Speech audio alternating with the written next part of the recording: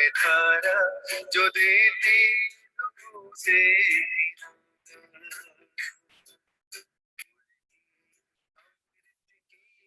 धारा है धारा जो देती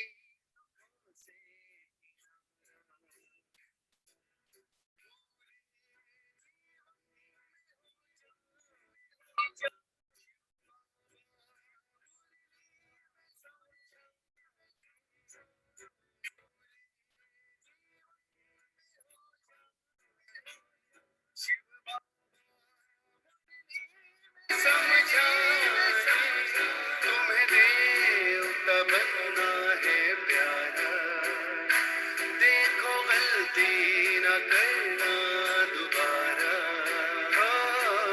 मुरली अमृत की धारा है धारा जो देती दुखों से किनारा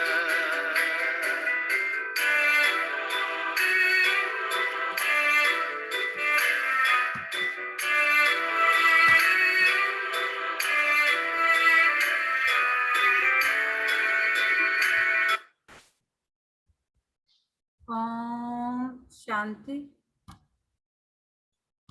ओम शांति। ओम शांति। सभी रिलैक्स होकर बैठे, बुद्धि को चारों तरफ से हटाकर पूरा ध्यान भ्रिकुटी के मध्य में। ये मुझ आत्मा का निवास स्थान है। मैं आत्मा इस शरीर की मालिक हूँ। मैं आत्मा इन कर्मेंद्रियों की मालिक हूँ। मैं बहुत बहुत बहुत भाग्यवान आत्मा हूँ। कोटों में कोई और कोई में भी कोई। परम पिता परमात्मा शिव बाबा ने मुझे पहचाना है, मुझे अपना बनाया है, तो रोज मुझे गुणों से, शक्तियों से, ज्ञान से भरपूर करते जाते हैं। शुक्रिया मेरे बाबा, शुक्रिया मुझे अपना बनाने के लिए, मुझे रोज पढ़ाने के लिए, मुझे पतित से पावन बनाने के लिए, मुझे गुणों से, शक्तियों से, ज्ञान से भरपूर करने के लिए। अभी मैं आत्मा अपने परम पिता परमात्मा शिव बाबा के महावाक्य सुनूंगी। सभी इसी नशे में स्थित होकर बैठे। वाह मेरा भाग, वाह मेरा बाबा और वाह ये धाम। और अपने परम पिता परमात्मा शिव बाबा के महावाक्य सुने। ओम शांति। आज 9 अक्टूबर 2021 बाबा के महावाक्य हैं। पहले सुनते हैं मुरली का सार। मीठे बच्चे, माता पिता को फॉलो कर तक नशीन बनो, इसमें कोई तकलीफ नहीं। सिर्फ बाप को याद करो, पवित्र बनो। क्या कह रहे बाबा? मीठे बच्चे, माता पिता को फॉलो कर तक नशीन बनो। इसे करना फॉलो फादर, इसमें कोई तकलीफ नहीं। सिर्फ बाप को याद करना है और पवित्र बनना। प्रश्न है, गरीब निवाज बाप अपने बच्चों का भाग्य बनाने के लिए कौन सी राय देते हैं? गरीब निवाज बाप अपने बच्चों का भाग्य बनाने के लिए कौन सी राय देते हैं? उत्तर, बच्चे, शिव बाबा को तुम्हारा कुछ नहीं चाहिए। तुम भल खाओ, पियो, पढ़ो, रिफ्रेश होकर चले जाओ, लेकिन चावल मुट्ठी का भी गायन है। 21 जन्मों के लिए साहूकार बनना है, तो गरीब का एक पैसा भी साहूकार के 100 रुपए के बराबर है। इसलिए बाप जब डायरेक्ट करते हैं तो अपना सब कुछ सफल कर लो। बाप जब डायरेक्ट करते हैं तो अपना सब कुछ सफल कर लो। गीत है, तुम ही हो माता, पिता तुम ही हो। ओम शांति। गीतकार तो बच्चों ने समझा, वह पुकारते हैं परंतु समझते नहीं। तुम जानते हो वह हमारा बाप है। वास्तव में सिर्फ वह तुम्हारा बाप नहीं, लेकिन सबका बाप है। यह भी समझने का है। इसका बाप है, सबका बाप है।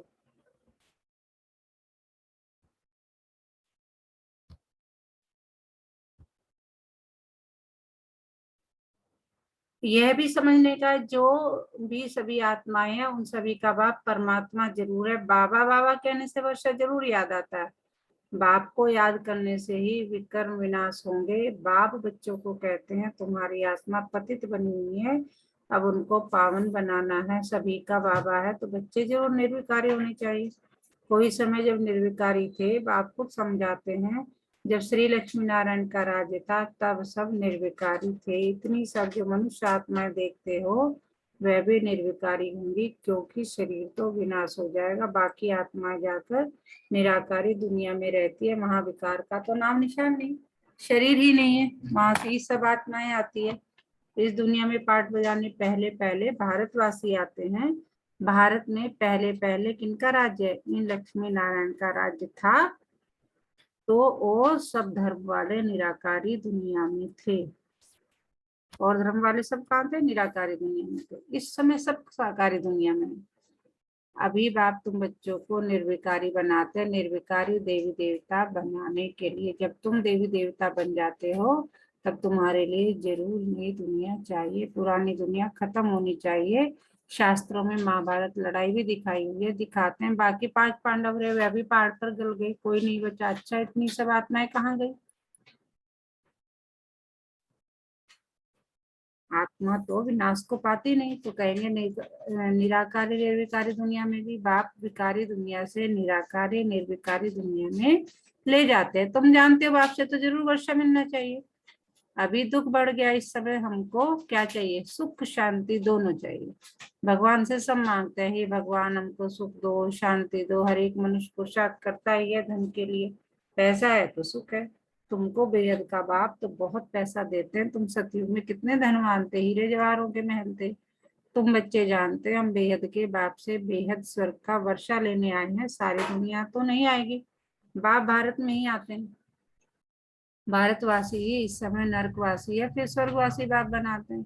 भक्ति में दुख के कारण बाप को जन्म जन्मांतर याद किया है। हे परमपिता परमात्मा, हे कल्याणकारी दुख हरता सुख करता बाबा, उनको याद करते हैं तो जरूर वह आता भी होगा। ऐसे ही मुफ्त में थोड़े याद करते हैं, समझते हैं भगवान बाप आकर भक्तों को फल देगा। सो तो सभी को देना देगा ना, बाबा तो सबका है ना। तुम जानते हो हम सुख धाम में जाएंगे, बाकी सब शांति धाम में जाएंगे। जब सुख धाम में है तो सुख शांति सारी सृष्टि पर रहता है। बाप का तो बच्चों पर लव रहता है ना, और फिर बच्चों का भी माँ बाप पर प्यार रहता है। यह भी गाते हैं तुम माता पिता, जिस्मानी माता पिता होते हुए भी गाते तुम माता पिता की कृपा से सुख घनेरे। लौकिक माँ बाप के लिए तो ऐसे नहीं गाते। लौकिक माँ बाप के लिए ऐसे थोड़ी कहते हैं। यह भी किसके लिए कहते हैं? तुम्हारे लिए कहते हैं। लौकिक बाप के लिए ऐसे नहीं कहते। भल वह भी बच्चों को संभालते हैं, मेहनत करते हैं, वर्षा देते हैं, सगाई कराते हैं, फिर भी सुख घनेरे किससे चाहिए? पारलौकिक माता पिता ही देते हैं। बाबा कह रहे लौकिक में सारे काम कर्म जो है, हमें लगता है कि माता पिता जो है हमारे लौकिक में वो हमारी पालना करते हैं, हमारा सब कुछ रोटी कपड़े मकान का करते हैं, लेकिन अल्टीमेटली फिर भी बाबा क्या कहते हैं, जो सुख घनेरे हैं वो किससे मिलेंगे? पारलौकिक माता पिता से ही मिलेंगे। अभी तुम हो ईश्वरीय धर्म के बच्चे, वह सब है आश्रय धर्म के बच्चे। सतयुग में कभी कोई धर्म के बच्चे नहीं करते, वहां तो सुख ही सुख है, दुख का नाम निशान नहीं। बाप कहते हैं मैं आया हूँ 21 पीढ़ी के लिए तुमको स्वर्ग के सुख घनेरे देने। अभी तुम जानते हो बेहद के बाप से हम स्वर्ग के घनेरे सुख पा रहे हैं। यह दुख के सब बंधन खलास हो जाएंगे। सतयुग में है सुख का संबंध, कलयुग में क्या है? दुख का बंधन। बाप सुख के संबंध में ले जाते हैं, उनको कहा ही जाता है दुख हरता सुख करता। बाप आकर बच्चों की सेवा करते हैं। बाप कहते हैं हम ओबीडिएंट सर्वेंट हैं। परसों की मुरली में भी बाबा ने कहा था मैं तुम्हारा सर्वेंट हूँ, तुमने मुझे खूब पुकारा तब मैं आया। जैसे हम सर्वेंट को आवाज लगाते ना, इधर आओ ये काम करो, बुलाया तो बाबा कह रहे तुमने मुझे बुलाया और मैं आकर तुम्हारी पालना कर रहा हूँ, तुम्हारे साथ काम कर रहा हूँ, तुम्हें पतित से पावन बना रहा हूँ। क्या बनकर? तुम्हारा सर्वेंट बनकर। तुमने मुझे आधा कल्प याद किया, हे बाबा आकर हमको सुख घनेरे दो, अब मैं आया हूँ देने, फिर श्रीमत पर चलना। यह मृत्यु लोक सब खत्म हो जाने वाला है, अमर लोक स्थापन होता है। अमरपुरी में जाने के लिए अमरनाथ बाबा से तुम अमर कथा सुनते हो। वहां तो कोई मरते नहीं, मुख से कभी ऐसे नहीं कहेंगे फलाना मर गया। आत्मा कहती है हम यह जड़ जड़ीबूट शरीर छोड़कर नया लेता हूँ। सतयुग की बातें करते बाबा की, वहां तो पहले से ही साक्षात्कार हो जाता है कि ये शरीर छोड़कर दूसरे में जाना है, क्योंकि ये शरीर जो है आत्मा के लायक नहीं रहा, जड़ जड़ीबूत हो गया है ना, पुराना हो गया। वह तो अच्छा हुआ ना, वहां कोई बीमारी आदि होती नहीं, मृत्यु लोक का नाम नहीं। मैं आया हूँ तुमको अमरपुरी का मालिक बनाने। वहां जब तुम राज्य करेंगे तो मृत्यु लोक का कुछ भी याद नहीं पड़ेगा। नीचे उतरते उतरते हम क्या बनेंगे वह भी मालूम नहीं रहता। नीचे उतरते उतरते क्या बनेंगे वह भी मालूम नहीं रहता, नहीं तो सुख ही उड़ जाए। बाबा कह रहे कि अगर उसमें सतयुग में ये याद आ जाए कि हमें दोबारा से हमारी राजाई जाएगी, है ना, हम फिर से बिल्कुल जड़ जड़ीभूत हो जाएंगे, बिल्कुल पतित बन जाएंगे, तो फिर क्या होगा। वहां जो हम सुख भोगने वाले हैं वो भी उड़ जाए। मान लीजिए आज ही हमें पता चल जाए, इस समय मुझे पता चल जाए कि जो है मैं आगे जाके मेरे पास जो ये परमात्मा ने दिया हुआ है वो सब कुछ खत्म हो जाएगा। घर भी नहीं रहेगा, गाड़ी भी नहीं रहेगी, कुछ भी नहीं रहेगा, सर्विस भी नहीं, तो क्या होगा। जो मतलब वो हमें मुझे पता चल रहा है 10 साल बाद होना है या 20 साल बाद होना है, लेकिन अभी अगर मुझे वो पता चल जाए तो मैं वो 20 साल से पहले अभी मेरी खुशी गायब हो जाएगी। तो बाबा वही कहते हैं कि नीचे उतरते उतरते हम क्या बनेंगे वह भी मालूम नहीं रहता सतयुग में, नहीं तो सुखी उड़ जाए। यहाँ तो तुमको सारा चक्र बुद्धि में रखना है। बरोबर स्वर्ग था अब नरक है, तब तो बाप को बुलाते हैं। तुम आत्मा शांति धाम की रहने वाली हो, यहाँ आकर पाठ बजाती हो, यहाँ से तुम संस्कार ले जाएंगे घर, फिर वहां से आकर नया शरीर धारण कर राजी करेंगे। अभी तुमको निराकारी आकारी और साकारी दुनिया का समाचार सुनाते हैं। इस क्या है आदि मध्य अंत सारा ज्ञान सुना रहे बाबा। सतयुग में थोड़ी ये पता पड़ेगा, वहां तो सिर्फ राज्य करेंगे। कह रहे वहां थोड़ी मैं तुम्हें सुनाने आऊंगा, वहां तो तुम राज्य करोगे। अगर किसी को पढ़ाई पढ़ानी है, मान लीजिए डॉक्टर बनाना है, तो वो पढ़ाई पहले होगी, उसके बाद डॉक्टर बन गया, डॉक्टर बनने के बाद तुम्हें थोड़ी करेंगे। डॉक्टर बन गया, इस पढ़ाई का फायदा क्या होगा, वो डॉक्टर बन गया। डॉक्टर बनने के बाद थोड़ी कोई पढ़ाई पढ़ाएगा डॉक्टर की, नहीं। तो बाबा कह रहे हैं सतयुग में थोड़ी ये पता पड़ेगा, वहां तो सिर्फ राज्य करेंगे। ड्रामा को भी तुम जानते हो, तुम्हारी आत्मा जानती है, सतयुग के लिए हम पुरुषार्थ कर रहे हैं। स्वर्ग में चलने लायक जरूर बनेंगे, अपना भी कल्याण और दूसरों का भी कल्याण करेंगे, फिर उन्होंने आशीर्वाद तुम्हारे सिर पर आती रहेगी। तुम्हारा प्लान देखो कैसा है, इस समय सभी का अपना अपना प्लान है।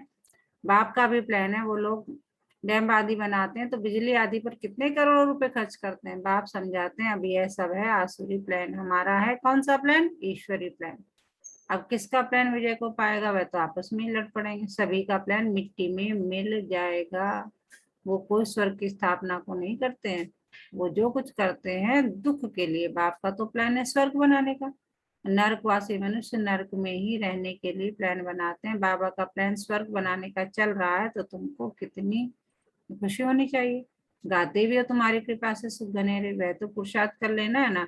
बाप कहते हैं जो चाहिए सो लो, चाहे विश्व के मालिक राजा रानी बनो, चाहे फिर दास दासी बनो, जितना पुरुषार्थ करेंगे।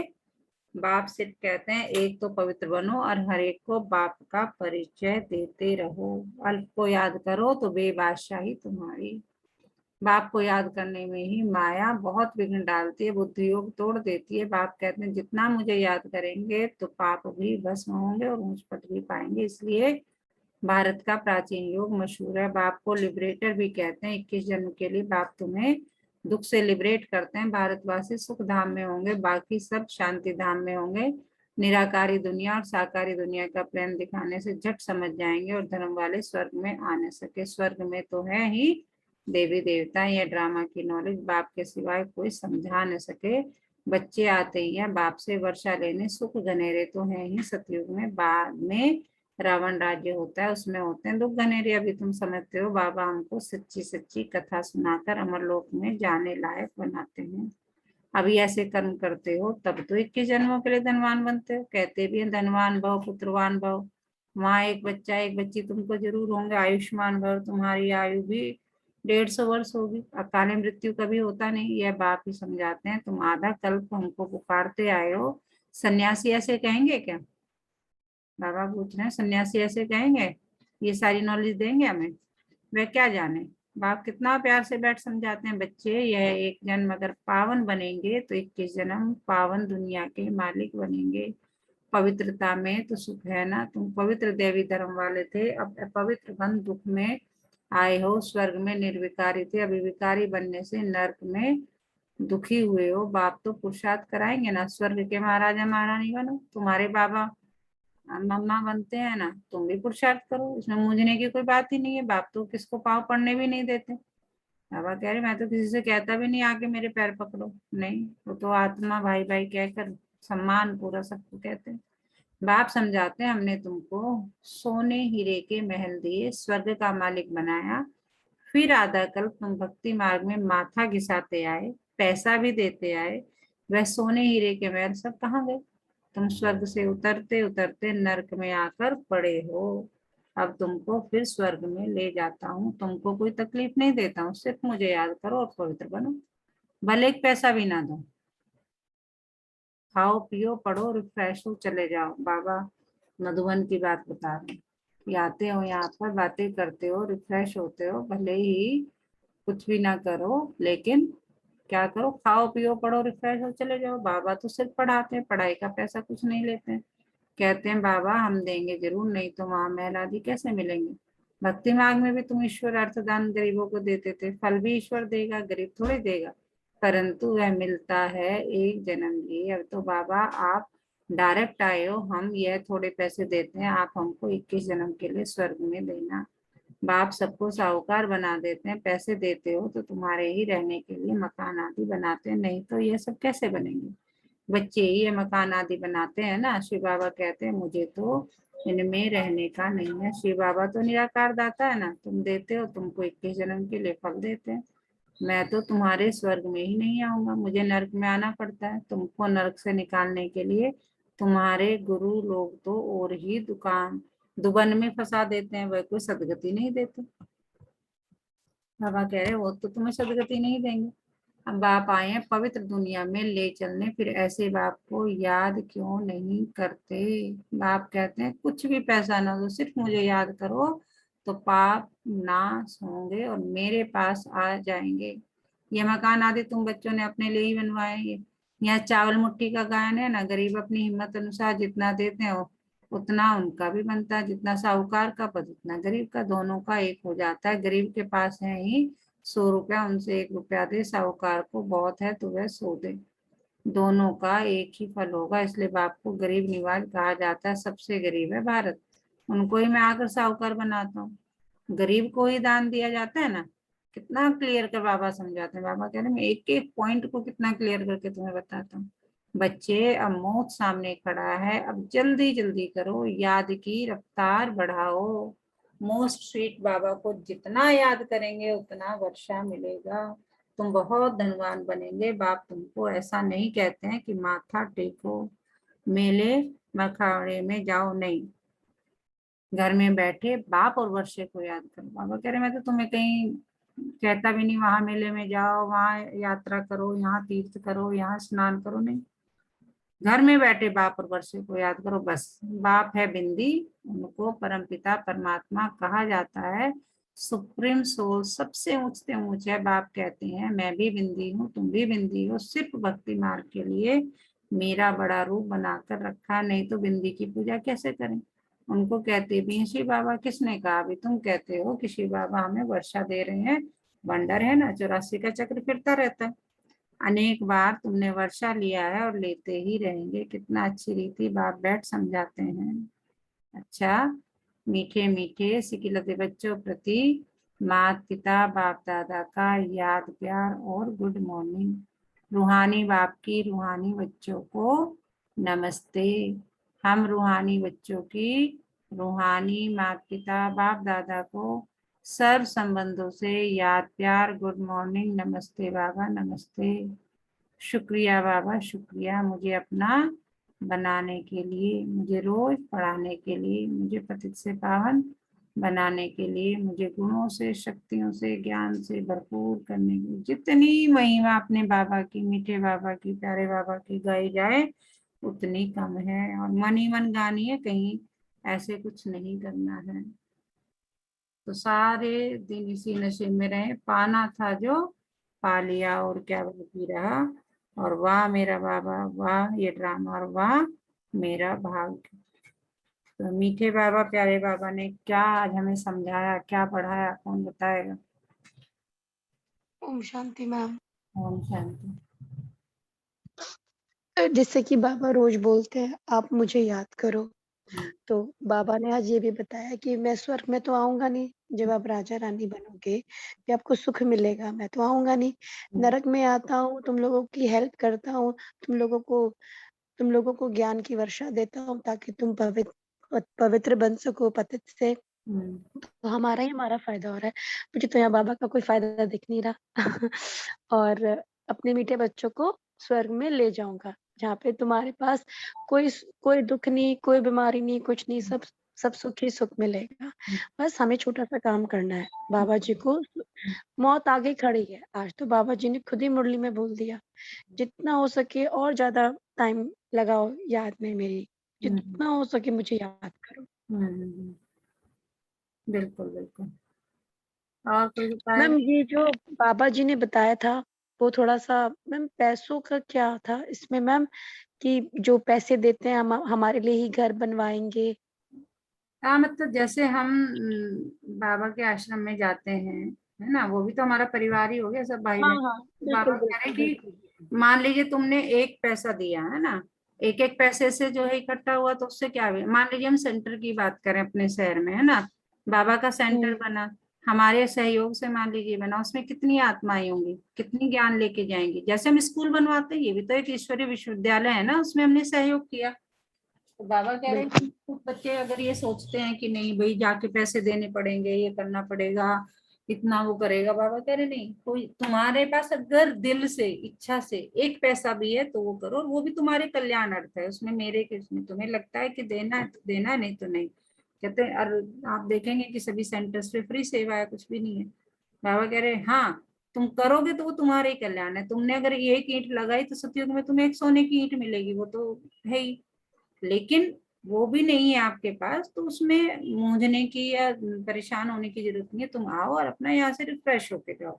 बाबा बहुत क्लियरली बता रहे हैं, क्योंकि बहुत जगह ये बातें होती है ना कि अरे पैसा देना पड़ेगा, ये करना पड़ेगा, जैसे और सत्संगों में होती है कि मेंबर बनो तो इतने पैसे दो, है ना, ये सब होता है। हम्म बाबा कह रहे, उन्होंने बहुत क्लियरली यहाँ बताया कि उसकी कोई जरूरत नहीं है तुम्हारे पास, तो वो तुम्हारा भाग्य है। बना रहे हो क्योंकि तुमने बनवाया, मान लीजिए एक ईश्वरीय विश्वविद्यालय में तुमने सहयोग किया, तो उसमें क्या होगा, तुम्हें उसका फल मिलना है। लेकिन उसका मतलब ये नहीं है कि भाई तुम नहीं दोगे तो उससे कुछ नहीं होने वाला, तुम्हें ज्ञान नहीं मिलेगा। बाबा ने बहुत क्लियरली बताया कि इसका मतलब कुछ भी नहीं है। हाँ जी, और कौन बताएगा? ओम शांति दीदी। ओम शांति।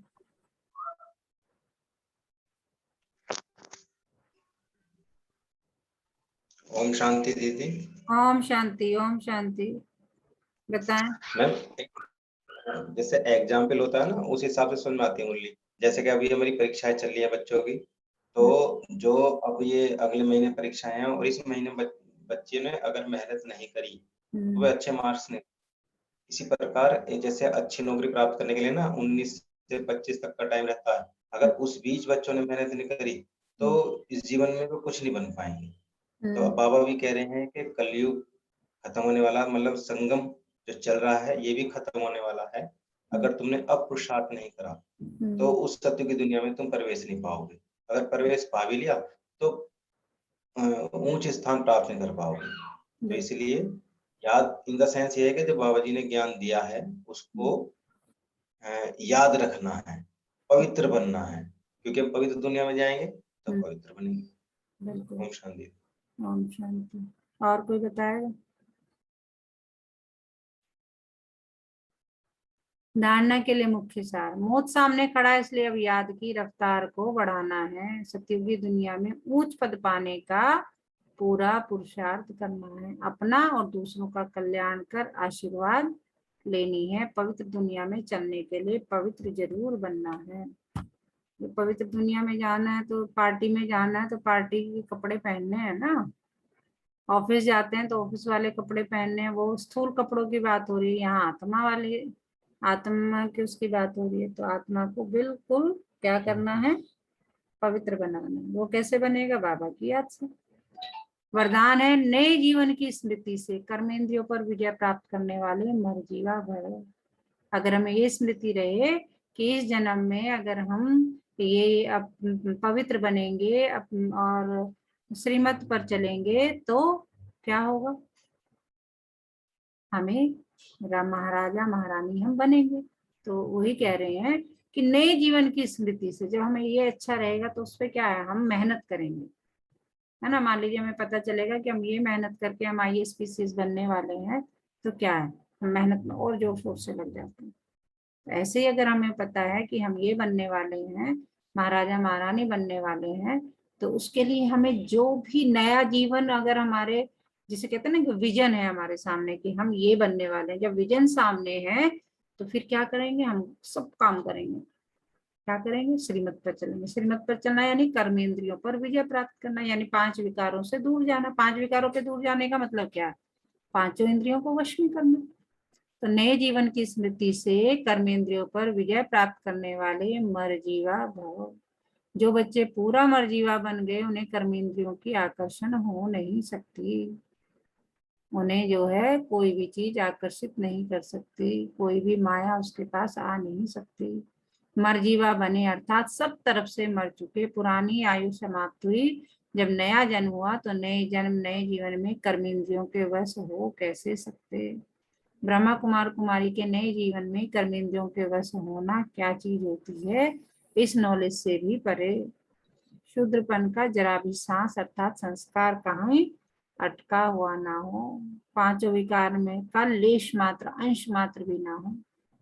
स्लोगन है अमृत वेले दिल में परमात्म स्नेह को संभालो और कोई स्नेह आकर्षित नहीं कर सकता। अमृत वेले दिल में परमात्म स्नेह को संभालो तो और कोई स्नेह आकर्षित नहीं कर सकता। आज का मीठा मोती, समस्याओं का धैर्यता से सामना करो तो समाधान जरूर सामने आ जाएगा। क्या करना है, समस्याओं का धैर्यता से सामना करना, समाधान जरूर सामने आ जाएगा। अच्छा, ओम शांति।